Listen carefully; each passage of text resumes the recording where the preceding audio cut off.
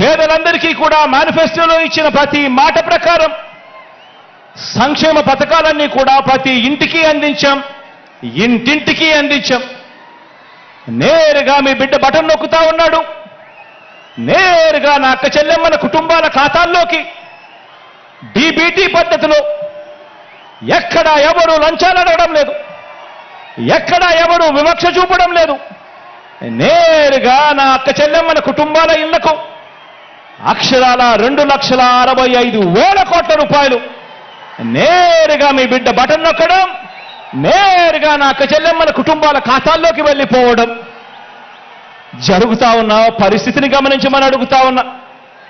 ఇక non DBT పద్ధతిలో అయితే ఇళ్ల స్థలాల మార్కెట్ విలువ తీసుకోకుండా మన దగ్గర ఉన్న భూములను కూడా వాటి విలువ కూడా తీసుకోకుండా కేవలం మనం సేకరించిన భూముల విలువను మాత్రమే తీసుకుని మనం చేసిన నాన్ డీబీటీ కింద మనం చేసిన ఖర్చు ఈ 58 నెలల కాలంలో విద్యా కానుకైతేనేమి, సంపూర్ణ పోషణమైతేనేమి, గోరు ముద్దైతేనేమి, ఇలాంటి పథకాలకు చేసిన ఖర్చు 1,10,000 కోట్ల రూపాయలు. మొత్తంగా డీబీటీ నాన్ డీబీటీ ఈ రెండు కూడా కలిపితే ఈ 58 నెలల కాలంలో మీ బిడ్డ ప్రభుత్వంలో మనం 3,75,000 కోట్ల రూపాయలు ఖర్చు చేశాం. డీబీటీ పద్ధతిలో, నాన్ డీబీటీ పద్ధతిలో. అంటే ఏటా ఈ పథకాల మీద మీ బిడ్డ ప్రభుత్వంలో గతంలో ఎప్పుడూ చూడని విధంగా జరిగిన ప్రజలకిచ్చిన సొమ్ము సంవత్సరానికి 75,000 కోట్ల రూపాయలు.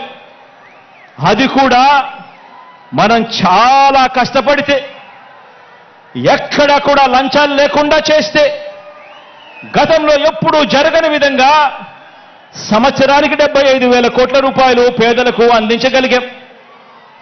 మనందరి ప్రభుత్వం చేస్తున్న సంక్షేమాన్ని, ఇంటింటి అభివృద్ధిని చూసి తట్టుకోలేక ఈర్ష్యతో రాష్ట్రం శ్రీలంక అయిపోతుంది అని చెప్పి గతంలో ఇదే ఈనాడు, గతంలో ఇదే చంద్రబాబు నాయుడు గారు ఎన్నెన్నో సందర్భాలలో కూడా వాదించడం కూడా మన కళ్ళ ఎదుటే కనిపిస్తా ఉన్న సత్యం.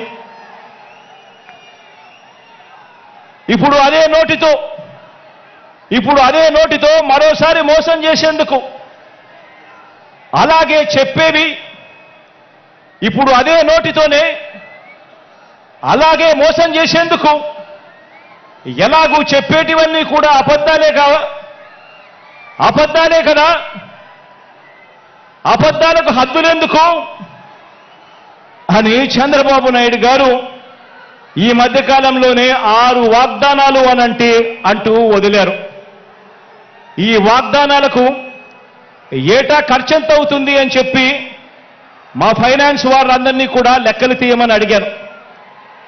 2024 ఎన్నికల తర్వాత కూడా మనం అమలు చేస్తా ఉన్న కొన్ని పథకాలను ఎట్టి పరిస్థితిలోనూ కొనసాగాల్సిందే. 2024 ఎన్నికల తర్వాత కూడా మనం అమలు చేస్తా ఉన్న కొన్ని పథకాలను ఎట్టి పరిస్థితుల్లోనూ కూడా కొనసాగాల్సిందే.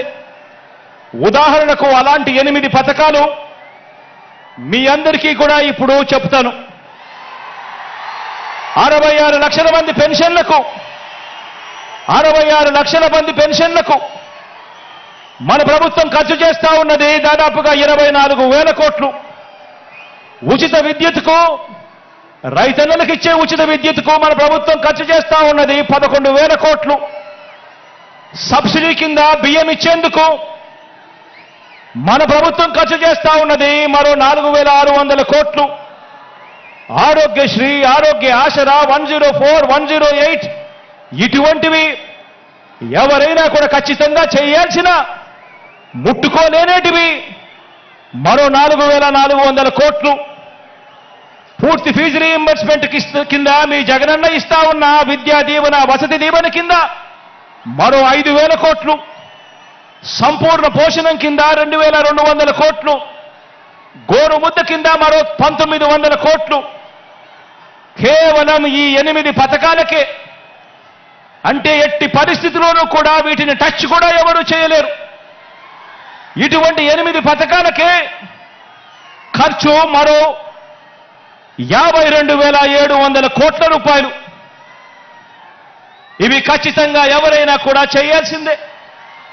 ఇవి కాక చంద్రబాబు నాయుడు గారు చెప్పిన సూపర్ 6 అంటున్న 6 వాగ్దానాలకు ఎంత ఖర్చు అవుతుంది అని లెక్క వేస్తే ఇది పచ్చి మోసమే అని తెలిసినా, అవి ఎవరూ కూడా అమలు చేయలేనివి అని చెప్పి కూడా తెలిసినా కూడా ప్రజలకు తెలియజేద్దామని చెప్పి లెక్క వేయిస్తే ఆ 6 పథకాలకు అదనంగా కావాల్సింది ఏటా మరో 73,440 కోట్ల రూపాయలు.